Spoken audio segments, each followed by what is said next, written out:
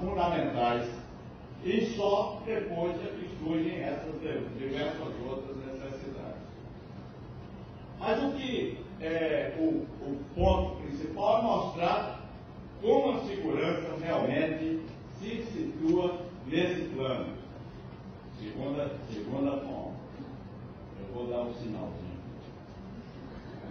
A segurança, eu aí coloquei esse ponto, segurança como um valor jurídico fundamental. Na verdade, a segurança é, como já até o doutor Heleno facilitou muito o meu trabalho, é de suma importância para a tarefa ordenadora da realidade social que o direito realiza, que o direito confere aos cidadãos no dia a dia. E nesse ponto, do valor jurídico, vamos desdobrar praticamente todos os demais princípios e subprincípios jurídicos. Especificamente, para nós ficarmos já agora na segurança jurídica, nós podemos lembrar como princípios jurídicos a legalidade, a irretroatividade das leis, como a anterioridade da lei tributária, o não confisco, a imutabilidade das decisões transitadas em julgado, a pessoalidade da pena e o devido processo legal, entre outros.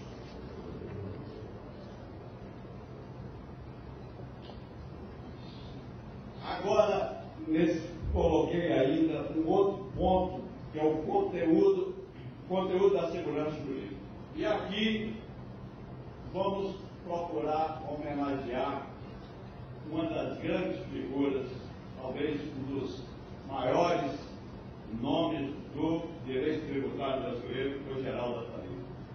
E Geraldo Ataliba, nesse ponto, ele sublinhava, primeiro, a supressão da incerteza e da surpresa da ação estatal. A certeza do direito. O consentimento na formação da lei. A representatividade dos governantes. A lealdade, veja que ele estava escrevendo quando nós passávamos por aquela fase autoritária. Hoje, a representatividade dos governantes já não teria, assim, tanta ênfase. Mas na época em que ele escreveu, muitas vezes a gente tem que retomar o momento histórico em que aquela obra foi produzida para mostrar a sua importância. Naquele momento, sim, porque nós sabíamos que os nossos representantes, pelo menos do poder executivo, não tinha essa representatividade. Até porque, se ele não assinasse ao determinada com a cartilha, se apelava no AI-5, ela era cassada e acabou. E como muitas vezes o governo fez isso, por exemplo, se ele tinha minoria na Câmara, ou tinha alguém que começava a contestar muito, cortava e saía. Isso também acontecia não só na área jurídica, na área de política, também na área artística. Nós tivemos aqui diversos dos nossos maiores representantes na arte que tiveram ser banidos do país só voltados completamente. A gente não imagina hoje como é que isso funcionava, porque parece uma coisa assim, fora de propósito, mas era assim que as coisas aconteciam. E só quem passou por certos momentos para entender como elas efetivamente aconteceram. Portugal também, eu tenho um professor ali escrevendo, passou por isso, até o momento de tocar aquela música Rosa Morena, tão bonita, né? Naquele dia de abril, eu me lembro tocando aquela música, Rosa Morena e tal. Como aquela coisa foi grande, representou muito para Portugal e para o mundo todo, né? Para a gente também, que teve muita repercussão no Brasil. Outro que Geraldo Ataliba lembra aí da lealdade do expressa no padrão anglo-saxão do devido processo legal, que, embora lá produzido, já integra o nosso sistema jurídico. A previsibilidade do direito e das consequências jurídicas resultantes da ação dos particulares, a proteção da confiança e a interdição da arbitrariedade. Então, nós estamos vendo que a questão da segurança jurídica ela assume uma gama enorme de princípios, de subconsequências que devem ser, na verdade, aplicadas no dia a dia. Vamos ver agora os mecanismos de efetivação da segurança jurídica. Nós temos aqui, especificamente, os mecanismos constitucionais, os mecanismos legais e a atuação do Poder Judiciário. Mas tudo isso, sem nenhum desapreço, a própria atuação do Poder Executivo. A Silvia Pires Lins coloca assim, sempre pela manhã, a gente vê na televisão, mostrando os problemas que os agentes tributários têm, seja na sua formação, seja na sua formação própria, como nos treinamentos, e no aparelhamento do sistema de fiscalização, como aquilo tem uma repercussão que realmente é muito maior do que a gente pensa na máquina de arrecadação e no próprio tratamento igualitário dos cidadãos perante o fisco. Então, então só para mostrar que isso é apenas uma visão superficial que tem outros e outros aspectos que deveriam ainda ser trazidos. Mas vamos destacar agora rapidamente os mecanismos constitucionais. Mecanismos constitucionais. Mecanismos constitucionais. Então, nos mecanismos constitucionais, vamos encontrar os princípios expressos, e dentro dos princípios expressos, vou lembrar aqui os principais, os que merecem talvez uma melhor atenção. Isso aqui que eu estou fazendo, na verdade, é apenas uma esquematização que mereceria talvez cada um deles um desdobramento que impossível de ser feito numa simples palestra e talvez também dentro da própria limitação de quem está aqui falando. Mas poderia inspirar tantos outros cultores do direito tributário, do direito constitucional, do direito financeiro, para realmente trazer uma reflexão mais profunda sobre isso. Mas aqui vamos ter os princípios. O da legalidade, evidentemente, que é o básico, o princípio da legalidade, o princípio da isonomia, o princípio da irretroatividade, o da anterioridade, vedação de confisco, já falei, tinha falado antes, o direito adquirido, ato jurídico perfeito e coisas julgadas, esses três sempre vêm em sequência na Constituição. E, por último, a questão da súmula vinculante, da emenda 45 de 2008, nós temos a súmula vinculante, o efeito vinculante das ações diretas de inconstitucionalidade. Mas, além desses princípios, que são princípios explícitos, temos ainda os princípios implícitos, são os princípios que decorrem do sistema e que podem aqui ser trazidos alguns. Transparência do poder público,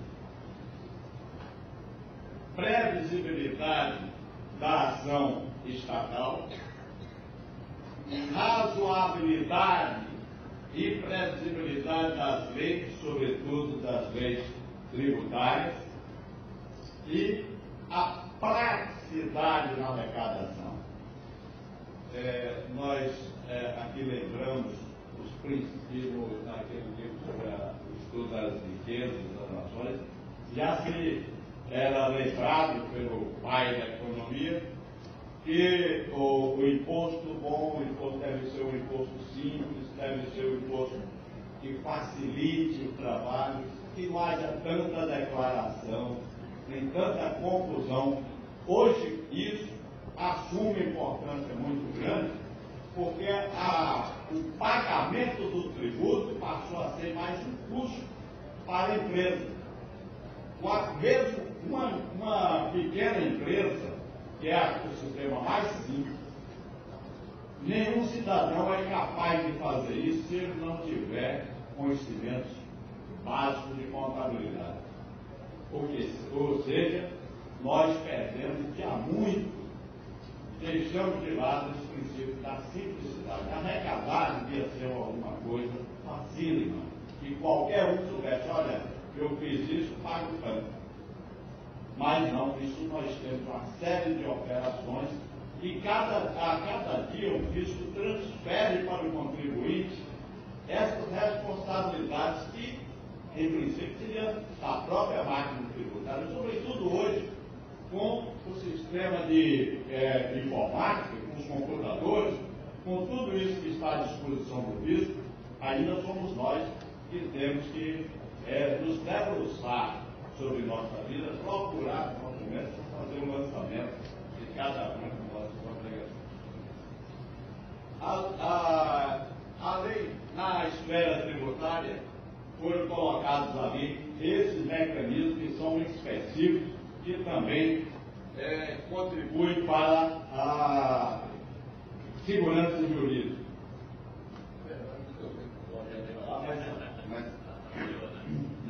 Lá fica melhor porque Mas, quais são eles?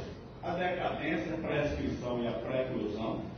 O CTN está no artigo 106, inciso 5. A inalterabilidade do lançamento. A vedação quanto à mudança de critério jurídico.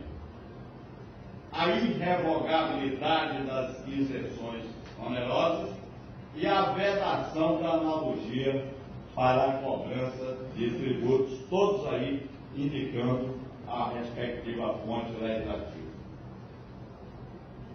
Então, esse conjunto de princípios precisam ser defendidos, zelados por todos nós, porque realmente são fundamentais para que nós possamos ter uma justiça tributária, uma segurança tributária. Um outro ponto que eu gostaria aqui de destacar é a atuação do Poder Judiciário na garantia da segurança jurídica. Vamos lá.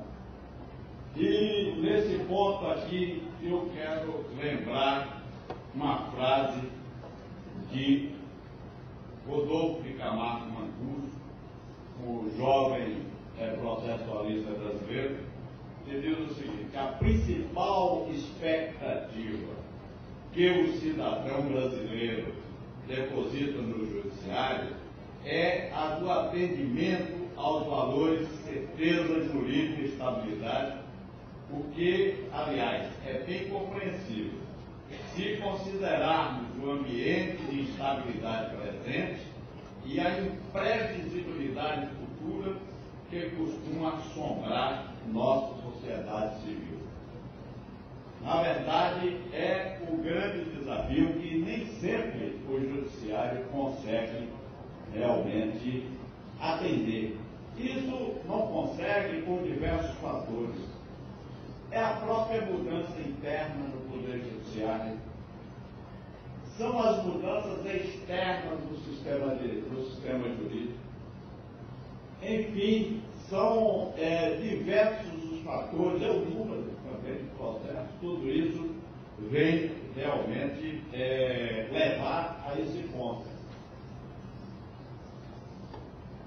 E aqui, aliás, o doutor Heleno colocou um ponto que eu não vou deixar passar em branco, que é quando ele diz que hoje em dia nós temos um processo legislativo